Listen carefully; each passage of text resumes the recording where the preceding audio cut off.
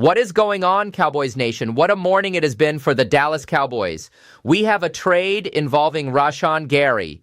The Cowboys have landed the Packers pass rusher before NFL free agency even officially gets going.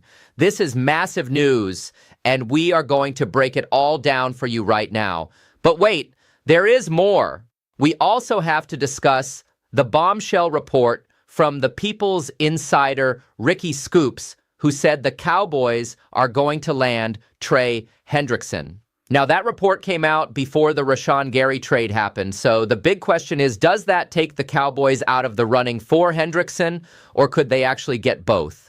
We might find out in just a couple of hours. Before we get into all of this, hit that subscribe button right now because we are going to be live for NFL free agency coverage today. This is going to be a very chaotic whirlwind day for us here on the Cowboys Report, and I want you to be part of it. Subscribe and turn on notifications so you do not miss a single move. All right, let me give you the details on this trade. Diana Rossini originally reported it was going to be a 2027 third-round pick, which had me thinking that is a lot to give up. But it ended up being a 2027 fourth-round pick instead, which is still maybe a little bit more than I would ideally prefer. But the Cowboys are adding a legitimate pass rusher. Now, they keep calling Rashan Gary a defensive lineman in some of these reports, but let me be clear. He is going to play edge for this team. He is going to be an outside linebacker. Can he reduce inside if you need him to in certain packages? Sure. But that does not really make a ton of sense as his primary role.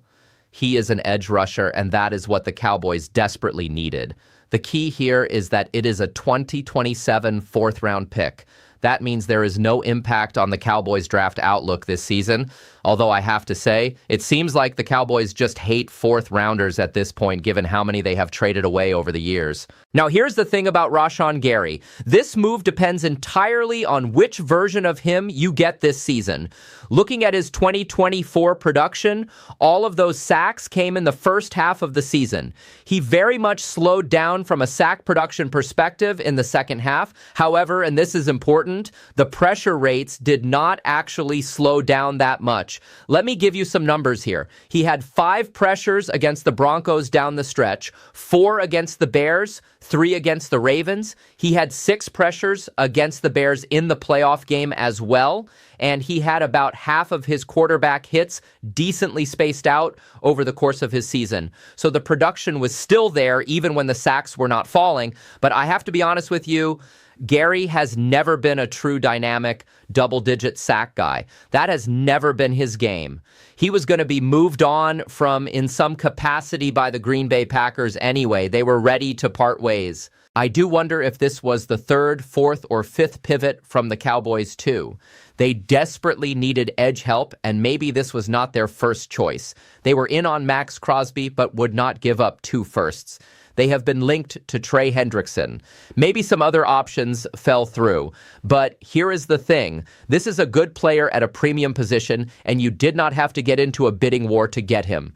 That matters. If you cannot land Hendrickson or whatever other top target you were pursuing, getting Gary for significantly less is not a bad outcome. I am not saying I hate this trade. I do not think it is a home run steal either. If it had been a 6th round pick, I would have been super excited. But I am not flunking them on this one. They did something noteworthy, and that is what we all wanted them to do. Hopefully they do more. So Cowboys Nation, how would you grade this trade for Rashan Gary? Drop A, B, C, D, or F in the comments. I want to see where you all stand on this one. Let me show you some of the pressure rate numbers for Gary over his career. In 2023, his pressure rate was 15%. In 2022, it was 18.6%. In 2021, it was 18%. Those numbers have dipped a little bit the last 2 years, but they were pretty good earlier in his career. Here's another interesting connection. Gary has done plenty of work with new Cowboys pass rush specialist B.T. Jordan, which I think is certainly worth mentioning.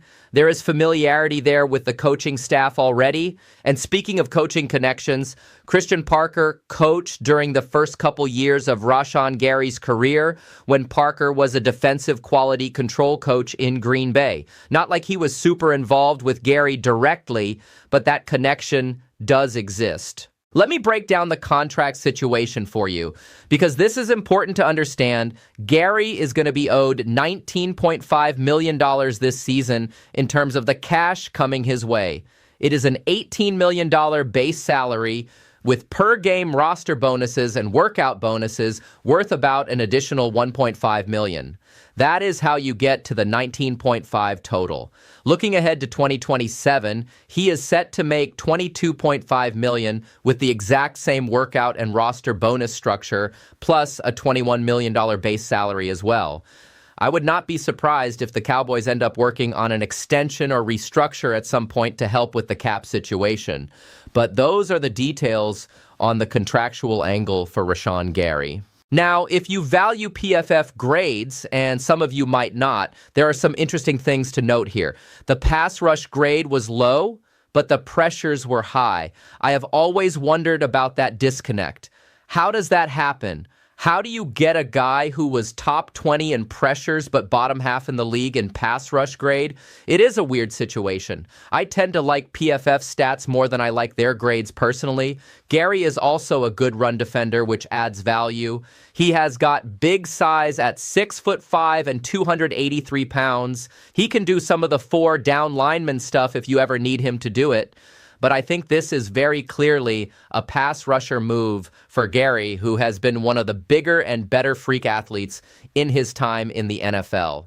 This is a sizable move by the Dallas Cowboys, and it might not be the only move they end up making today. Let me get into that. So here is where things get really interesting. We were actually in the middle of filming another video when this trade broke. I was literally in the middle of saying something like, sounds like Hendrickson is going to join the Cowboys per Ricky Scoops.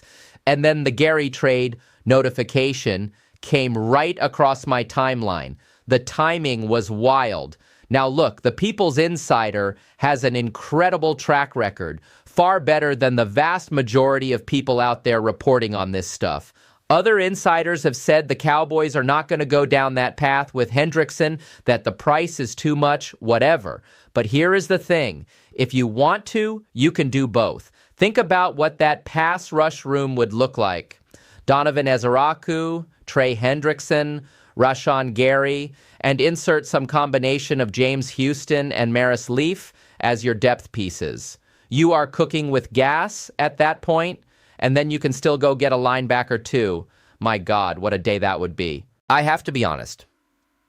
I felt a lot more confident in the Hendrickson move happening before they went out and made the trade for Rashan Gary, because that is expensive money to commit. But here is where the cap magic comes in.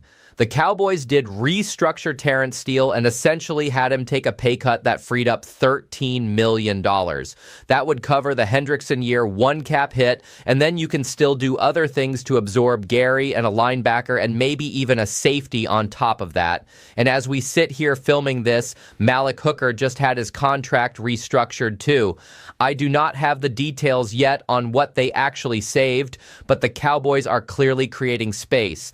They have not touched the defensive tackle room yet either. Quinnen Williams and Kenny Clark and OSA are all still sitting there as potential restructure candidates. The Cowboys are doing the things that would make us suspect they are not done yet. Those Hooker and Steele restructures should help cover Rashan Gary. I kind of suspect more is going to be coming here in the not too distant future. So let me ask you, Cowboys Nation, do you think the Dallas Cowboys will also end up signing Trey Hendrickson? Drop Y for yes or N for no in the comments. I want to see what you all think is going to happen. Let me talk about Hendrickson a little bit here because he is coming off a down season. I am extremely curious what his market looks like. I think he is going to end up getting more money than what Rashan Gary is making, but I do not know if he is going to get $25 million. He is definitely not going to get the $30 million that he was asking for in extension talks before he came off the injury-plagued down season. But I do think the Cowboys have genuine interest in Hendrickson. They have had interest in him for a while now. They checked in at the Combine too. I know others have reported they have checked on Hendrickson for free agency as well. This is going to be worth monitoring closely. Looking at Hendrickson's PFF grades, they were great. The total pressures are lower because of efficiency. He is a very different type of player than Rashan Gary. In the end, Gary probably brings you a better run stopping angle as well. Hendrickson is not a great run defender, frankly. He has never been a good run defender, but that is fine because he gives you pressure. He gives you pass rush. He gives you impact on that front. So of these two, if you could get them both, who would excite you more? Drop RG in the comments for Rashan Gary or TH for Trey Hendrickson. Let me know. All right, so Rashan Gary is officially a Dallas Cowboy. This is a 2027 fourth-round pick going to the Packers. The Cowboys did not touch their draft capital this year in this trade, which is huge. Let me break down what their current draft outlook looks like. They have their 2 first-round picks. They have their 4th rounder. They have their 5th rounder. They might have 2 fifth-round compensatory picks. They have another comp pick that, if it is not a 5th, will be a 6th. And they have a 7th rounder as well. Next year, they are going to be down a first-round pick that went to the Packers as part of the Quinnen Williams trade, but they got the better of the 2 picks in that deal anyway. Now they are down a 4th rounder in 2027. The Cowboys and Packers clearly have a pretty good relationship when it comes to trades at this point. Looking at the current outlook for the edge rusher room, Gary has played in that Packers defense. He has played edge, so he is going to be involved on that front immediately. He reunites now with Kenny Clark as we have this weird trade relationship going on between Dallas and Green Bay. Donovan Ezeraku can be one starter, but I still think you need another player up front, and you definitely need another linebacker as well. Gary had done the weird social media goodbye post with the Packers, so it was clear he was not going to be back there necessarily. Maybe the Cowboys could have tried to squeeze it down to a 5th or a 6th round pick, but it will be a non-top 100 pick a year from now. It is not crazy valuable in the grand scheme of things. The Cowboys are getting things going before free agency even starts, and that is exactly what we wanted to see from this organization. They are being aggressive, they are making moves, and there might be more coming. We will be live today for several hours covering everything that happens. Hit that subscribe button so you do not miss out on any of the action. Drop your trade grade in the comments. Let me know if you think Hendrickson is still coming, and I will see you in the live stream when free agency officially kicks off. Cowboys Nation, this is the off season we have been waiting for. Let us see if they keep this momentum going. Take care, and I will talk to you soon.